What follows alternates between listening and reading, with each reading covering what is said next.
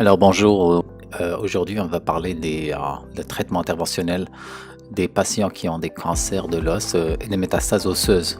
Alors les métastases osseuses peuvent arriver chez des patients qui ont déjà un cancer et donc c'est des localisations au niveau du squelette et donc ce cas que je vais vous montrer ici c'est le cas malheureusement d'une jeune femme de la quarantaine qui avait un cancer qui a envahi son squelette, en particulier la colonne vertébrale, comme vous voyez ici sur l'IRM au niveau des zones de T5, T6, mais aussi et en particulier la jonction thoracolombaire, donc la T11, la T12 et les vertèbres lombaires.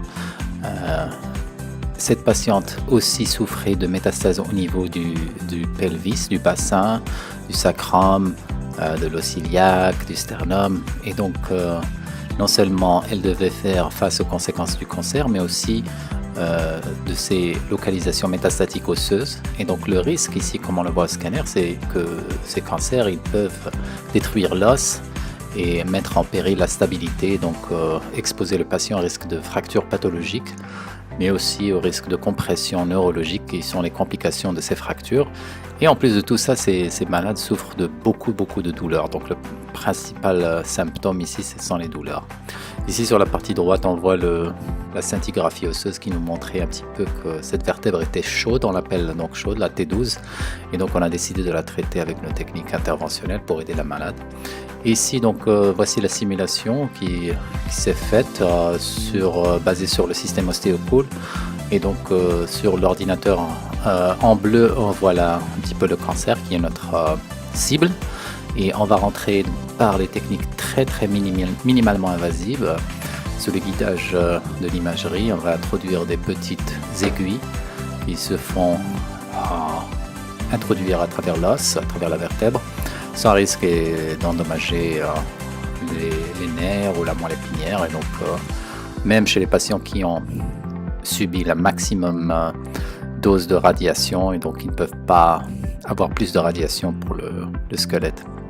Alors et ici on va faire, après avoir introduit les aiguilles de façon qui nous satisfait, on va faire la simulation de l'ablation. Donc l'ablation consiste à brûler le cancer et le petit bout de l'aiguille, c'est une aiguille de radiofréquence, va commencer à provoquer donc une augmentation de la chaleur au niveau de la vertèbre et qui va donc détruire de façon très ciblée, donc de façon très intelligente le cancer sans avoir recours à la chirurgie. Donc ça c'était notre simulation, on a fait une petite simulation donc sur l'ordinateur et on passe à la pratique. Et donc là c'est la vraie patiente, on commence par introduire nos aiguilles de façon bilatérale, c'est-à-dire bipédiculaire, 2 aiguilles pour chaque vertèbre. Une fois qu'on a établi l'accès donc avec ce traitement, l'avantage c'est qu'on peut traiter plusieurs niveaux en même temps. Et ici on fait ce qu'on appelle les techniques d'imagerie tridimensionnelle par acquisition rotationnelle qui nous permet de voir avec très grande précision où est-ce qu'on est et notre localisation et donc nous permet d'ajuster un petit peu le tir au niveau du traitement. Une fois les aiguilles en place et après avoir confirmé, donc on va mettre ce qu'on appelle les aiguilles OsteoCool et on procède à l'ablation thérapeutique du cancer. Donc le résultat c'est que il y a une destruction immédiate des cellules cancéreuses et donc ça va permettre au malade de l'aider un petit peu. Et après la deuxième phase consiste à faire ce qu'on appelle une kyphoplastie avec le ballon. Donc on va injecter un petit peu du ciment biologique au niveau de la vertèbre. Comme vous avez vu au début, ce sont des vertèbres qui sont un petit peu presque totalement détruites par le cancer. Donc l'injection de ciment permet non seulement de tuer le cancer, mais aussi de solidifier la vertèbre et donc donner au patient le temps de refaire sa structure osseuse et permettre de prévenir les fractures. Donc ça c'était donc le ciment qui est mis en place et cette patiente a eu une très bonne évolution et a permis donc d'aller chez elle juste après l'intervention.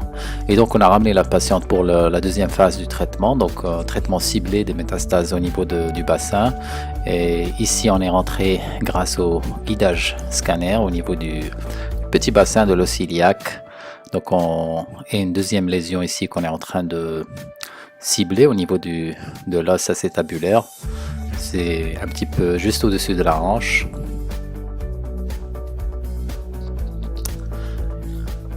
Là, on arrive à voir sur le scanner, juste après l'intervention, que les multiples zones ont été traitées et remplies de ciment qui apparaît en blanc. Et donc le cancer a été rapidement détruit, donc sur plusieurs zones de façon très ciblée, très sélective, en utilisant juste une petite aiguille. Donc là, on a rempli de ciment, donc qui va permettre à la patiente d'avoir un soulagement immédiat des douleurs, mais en même temps, il va prévenir les fractures qui peuvent arriver suite au cancer et donc permettre à la patiente de suivre de façon normale son traitement. Donc cette patiente est partie chez elle juste après l'intervention. Donc vous voyez ici, on a bien rempli la cavité, il n'y a plus de cancer. Donc le cancer a été brûlé, a été détruit, on l'a rempli de ciment. Et voilà, c'est comme ça qu'on traite un petit peu ces métastases. Et donc là, sur le scanner post-opératoire immédiat, on voit bien qu'il y a un parfait remplissage de la cavité cancéreuse qu'on voit ici par la flèche qui a été détruit par l'ablation. Et ici, on voit une autre lésion qu'après ablation, on l'a reconstituée avec le ciment biologique. Et là, la deuxième phase de l'intervention, donc on a retourné la malade sur le ventre pour traiter ces lésions qui sont un petit peu postérieures au niveau du sacrum et de l'os iliaque. Et là, on utilise la même technique donc qu'on a cité précédemment, mais ici, on va faire une petite variante puisqu'il y a proximité du nerf sacré et des racines nerveuses sacrées. Donc, on va utiliser une petite technique pour les protéger. On utilise un thermocouple qu'on va donc introduire sous guidage scanner juste au niveau de la très proche du nerf sacré pour mesurer la température et aussi pour refroidir le nerf durant donc l'ablation de la tumeur sacrée, parce que ça c'est un risque de l'intervention. Donc en utilisant cette technique, on peut sécuriser la procédure, détruire les cancers au niveau du sacrum, au niveau de l'os iliaque. Donc comme vous voyez ici, on réalise presque simultanément au niveau des deux os. Et ici on montre tire les aiguilles. Et maintenant on va faire la deuxième phase qui est l'injection du ciment biologique pour renforcer cet os qui était très fragile, qui risquait une fracture. Et donc là on fait ce qu'on appelle la cimentoplastie et la sacroplastie, c'est-à-dire le remplissage des cavités sacrées, de la cavité donc créée par ce cancer au niveau de l'os du bassin. Et voilà, donc cette patiente a bénéficié sur le scanner final de contrôle. Donc on a pu détruire de façon intelligente, de façon précise le cancer. En même temps, on l'a rempli avec du ciment. Cette patiente est allée chez elle donc le jour même. Il n'y a pas eu de chirurgie ou rien, quoi que ce soit. Et comme on voit ici à la fin de l'intervention, c'est tout un petit pansement, comme on plaisante un petit peu, on dit en anglais ici le band-aid surgery, c'est-à-dire la chirurgie avec un petit pansement. Voilà. Et donc sur le scanner de 6 mois, le contrôle, on voit bien que les lésions qu'on a traitées au niveau des vertèbres lombaires et de la vertèbre T12 sont stables, alors que malheureusement elle n'a pas pu obtenir, cette patiente, un traitement des vertèbres T5 et T6 qui se sont fracturées. Donc on voit bien la différence. Le deuxième cas que je vous présente ici, celui d'une femme de la cinquantaine qui malheureusement a des métastases au niveau du sacrum et de l'os pelvien, occasionnant énormément de douleurs. Cette femme ne pouvait plus s'asseoir parce qu'elle avait plusieurs métastases. Donc je vous montre la première ici, donc, qui est au niveau du sacrum et de l'os coccygien.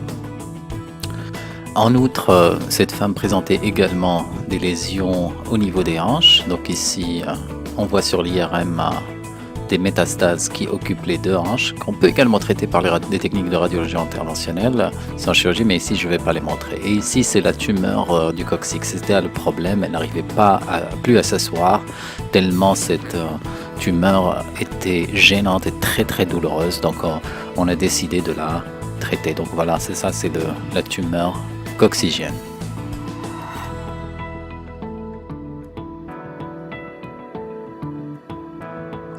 On va traiter utilisant la même technique. Donc on va entrer avec nos petites aiguilles de façon très ciblée et on va traiter les dernières vertèbres du sacrum. Donc le sacrum, c'est l'os du pelvis qui se situe en arrière un petit peu, et le coccyx c'est un petit peu, c'est comme le squelette de la queue, mais chez l'homme il est très réduit. Donc on va introduire nos petites aiguilles de façon très ciblée, comme vous voyez ici. Et là, donc juste pour éviter qu'on ait des problèmes, parce qu'il y a le rectum qui s'approche un petit peu de façon un peu trop proche de ma zone, donc je vais introduire ce qu'on appelle un thermocouple qui va nous permettre de mesurer la température entre la tumeur et donc le rectum et le refroidir en même temps.